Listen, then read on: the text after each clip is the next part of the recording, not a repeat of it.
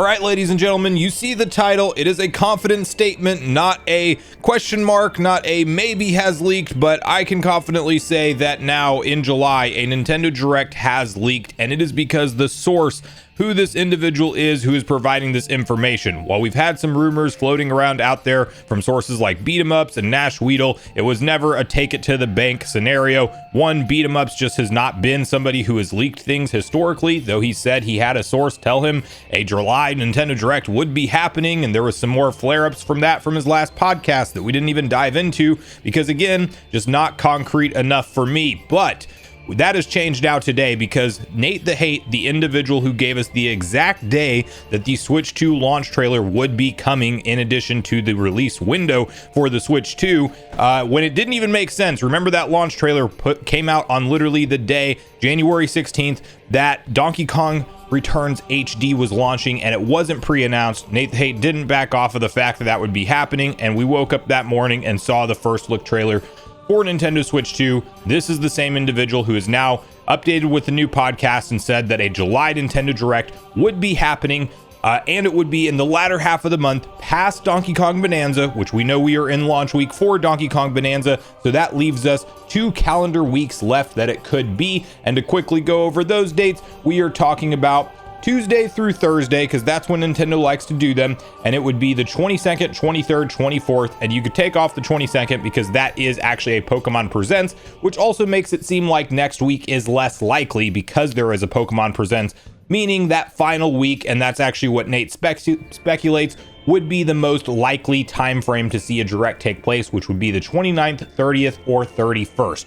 So that is what we have to go off of, but I want to dive into what to expect at that Direct, because now we do have to revisit that Beat 'em Ups leak, because he listed out a number of different games that would be at a July Nintendo Direct. Now that one's happening, I think that makes more sense to cover, again, in more depth, and talk about some outstanding rumors of games that we know about that should be making their reveal soon. And now the stage is literally set for it, and we're gonna have a July Direct. And not to mention, we also have some reasoning for why third parties from the same podcast, which I will have linked in my description down below, from Nate the Hate, on why third-party reveals have not been in full force yet when we've watched showcases like Summer Game Fest, the Xbox Game Showcase, and we know it makes sense for a lot of these games to also be revealed for Switch 2, and the reason is as you'd expect. But we're going to unpack all of these details. Before we do, make sure you like, subscribe, and turn on your bell notification to join Sunbro Nation if you're new here. And we'll first kick this off over at our Gaming Leaks and Rumors, where they also have Nate's podcast linked, and it says Nate the Hate, Nintendo Direct happening in the latter half of July.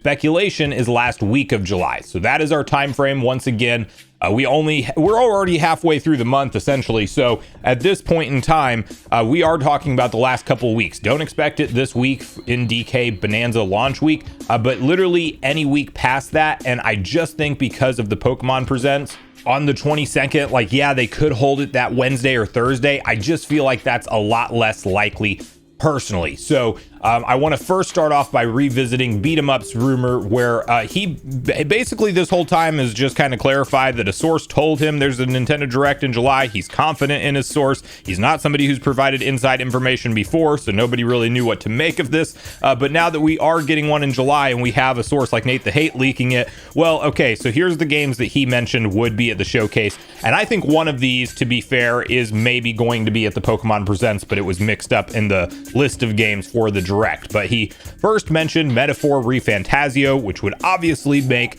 a ton of sense for the Switch 2. You look at the lineup of games we have currently for the Switch 2, Atlas support overall with like their Persona series and stuff. The only reason Metaphor didn't come to Nintendo Switch 1 was just the horsepower of the console, in my opinion. And now we are playing with a console that has the horsepower to run that game no problem. So yes, that will be there. And I think that's actually a no-brainer pick either way, but it's part of this leak, which means that it's probably going to check out, and we will see that game featured in this upcoming Direct in July. Now, this is the game that I think will be actually at the Pokemon Presents, because he says a GameCube shadow drop of Pokemon Coliseum. And what I've seen in the past with Pokemon Presents is that sometimes the Pokemon Company does shadow drop NSO games exactly like that, where we've seen them do that with N64 games, where Pokemon Stadium 1 or 2, something like that, was dropped into the service, along with some other games, like literally at that Pokemon Presents presentation and it said you can play it later today or right now or something like that. That sounds like something the Pokemon Company would do, and I would imagine the source would know that it was happening in July, but maybe not where it was going to take place. So my personal opinion is that Shadow Drop happens at the Pokemon Presents, but of course it could be in this Direct as well. Death Stranding Director's Cut S, which is very interesting because Death Stranding 2 has just come out. It has gotten fantastic rave reviews online, excellent Metacritic scores. People who have played it have talked up the story in a big way and just said how the gameplay has evolved from the first one. First one didn't hook me, but I have heard people say give it a chance longer than what you've played it. And you know, listen, if this comes to the Nintendo Switch 2, I will likely pick it up, review it on the channel, and hopefully that hook sets in so actually I get into the franchise and then have that second one to look forward to, because I have seen a lot of good things said about it online since its initial launch. So this would be also a cool one to see make it to the Switch 2.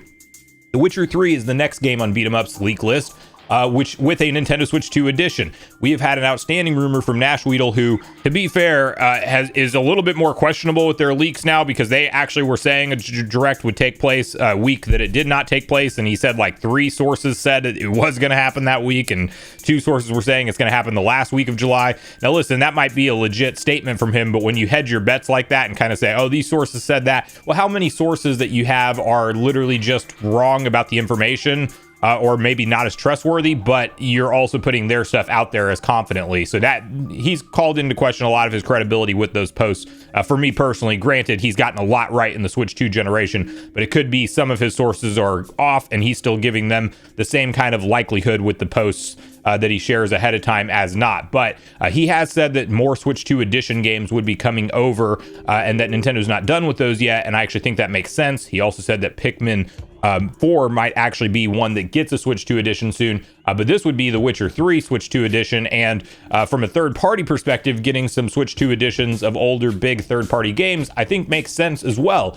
So this would be one that, you know, I'm not personally like super interested in picking up if it gets revealed at this Direct presentation, but regardless, if it looks good enough, runs good enough, and you know, it's probably more up to standard with like the performance patch version of the game for the other more modern consoles, that would be really cool. Maybe even some new content in there. The big one for me, Metroid Prime 4 release date. Let's go. Obviously that makes total sense, and it's just surprising that Nintendo has waited as long as they have to not share that information. Like, I still think there's maybe the smallest shot that it's a September game. It would have to be a late September game at this point, because we would get that reveal date, or launch date rather, revealed to us in the end of July. So could it be late September still? I do like that as a possibility. The 18th or 25th, something like that, definitely possible. If not, it could be the big November holiday game.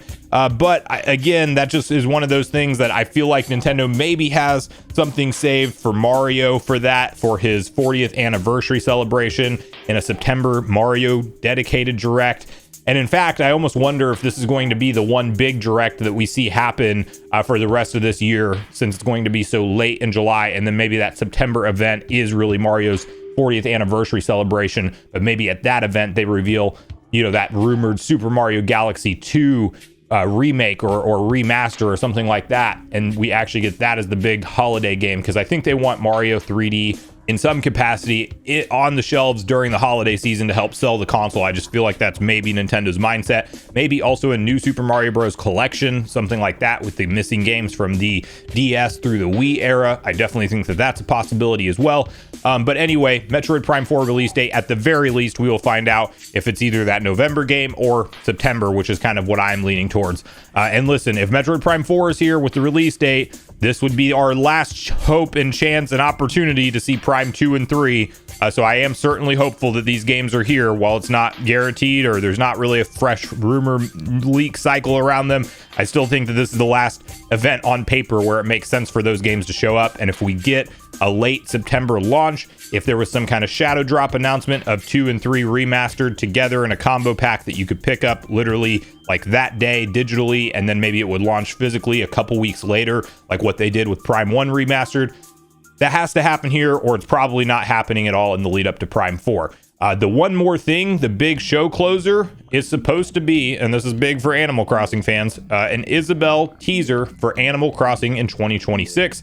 This would also give credibility to one of Nash Weedle's leaks, because quite a while back he did put out a 2026 claim for Animal Crossing, and talking about that basically it's going to expand in a lot of different directions. He mentioned things like travel by controlling vehicles, large city with skyscrapers, adventure missions, puzzles and mini games, more collaborative multiplayer, and release in 2026 alongside a series, which would be, you know, a show of some sort for Animal Crossing. And Nintendo, we know, is getting heavily invested into this motion picture era that they are in now. In fact, there's a separate news video we'll do probably tomorrow, kind of recapping everything, but Donkey Kong is seemingly getting a standalone movie as well, focused on him instead of Mario. It's probably going to spin off from the Mario movie, the next one. I would imagine the show closer and stuff like that. So all of this kind of lines up. And then, of course, I mean, just from a likelihood standpoint, with the sales success of Animal Crossing, I actually think that because Nintendo is definitely valuing the franchises that sold the best on Switch 1. I mean, look at their launch title. It's Mario Kart World, not 3D Mario. And Mario Kart Deluxe 8 Deluxe was obviously the best-selling Switch game, best-selling Nintendo game period of all time in history, outside of, you know, Wii Sports, which was a pack-in title. So yeah, I think Nintendo's prioritizing their bigger selling franchises, and whenever you look at the 45 million plus or whatever Animal Crossing New Horizon achieved, I definitely think it makes sense for Nintendo to probably put that out earlier in the Switch's life cycle, the new Animal Crossing, and that should be the direct show closer, according to Beat 'em Ups leaks, which again, you know, take them for what you will, but this does now align with somebody that we do have a track record for, that has provided accurate information time and time again, who is Nate the Hate. And Nate the Hate is not co-signing Beat 'em Ups game leaks, but the fact that there was a direct leak that Beat 'em Ups knew about, and he had those games associated with it, and now Nate the Hate has confirmed that a Nintendo Direct is taking place this month. Well, I like the likelihood of Beat 'em Ups claims that much more, by a lot. So there's also a couple other games in the rumor mill I want to highlight. So Kirby Planet Robobot is one we heard of from Nate the Hate himself. He said it would be making its way to the Nintendo Switch. I believe it will have a Switch 1 and Switch 2 edition in 2025.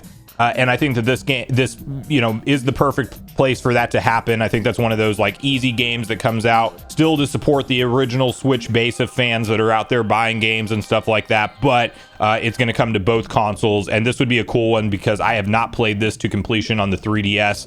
In fact, I don't even know if I've really played it at all. So this would definitely be a cool one to pick up, especially if it has enough of a visual enhancement and remaster treatment and stuff like that. But one of those simple HD ports that Nintendo likes to do, I think it's coming over, and this would be a likely event to see that revealed. There's also some Dragon Quest VII remake rumors floating around right now, and Nash Weedle has also posted that this will be a thing, but also that it might be that he knows that Square Enix will be at the next Nintendo Direct, and it might be the first time we see this game. It is claimed that maybe because this is like a 3D Dragon Quest remaster, it might be like a bigger in scope remaster than just the HD 2D stuff that we've seen so far. So this would be a big one for Dragon Quest fans, and another possibility that may show up at this Direct. And listen, outside of this, I want to kind of briefly cover the third party side of things, because there was a lot of really good dialogue in the podcast. I definitely recommend you guys go listen to it, in terms of why we're not seeing a lot of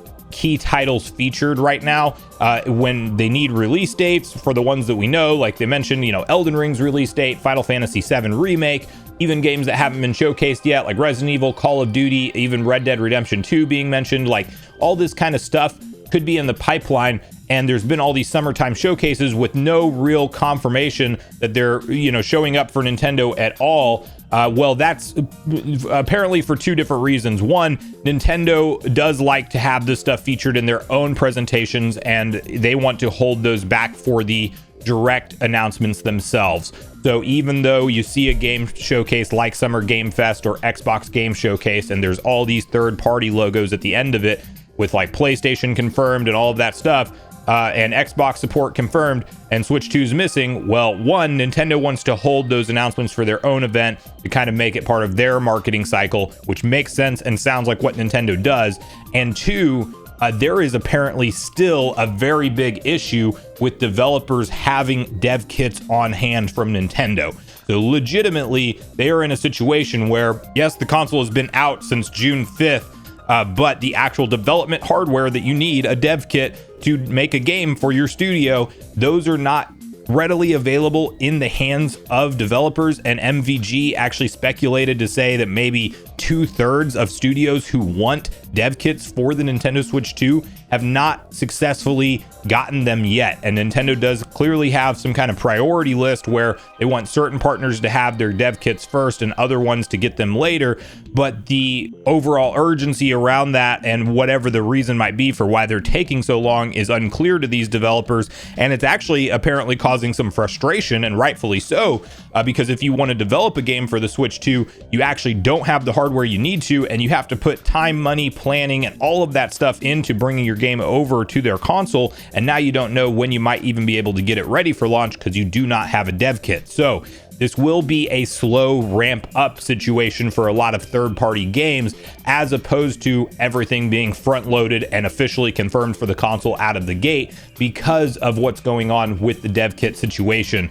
So while we are going to get updates on third-party games that we already know about, and we'll probably get some new ones announced, don't expect the floodgate type of situation where everything opens up. Every third-party game that's been confirmed for other consoles are automatically coming over, because apparently Nintendo is not supplying a ton of Switch 2 dev kits right now, and a lot of developers are still missing them even though the hardware is launched. So I do think we're looking at a slower trickle down effect of third-party games, but no doubt big games like Elden Ring that need their release date, Final Fantasy VII Remake, and all of that kind of stuff will likely be at this showcase. And I do think this is probably also when we get that big first Call of Duty trailer, because we know that's coming. That's a legal signed contract between Microsoft and Nintendo, with content parity and release date and all of that stuff with other consoles. So I do think that, yeah, we're going to get some kind of Call of Duty reveal as well, but that's probably the reason why we haven't seen so much third-party Nintendo Switch 2 coverage at other events, is because Nintendo wants to control all this stuff themselves, which sounds exactly like Nintendo. So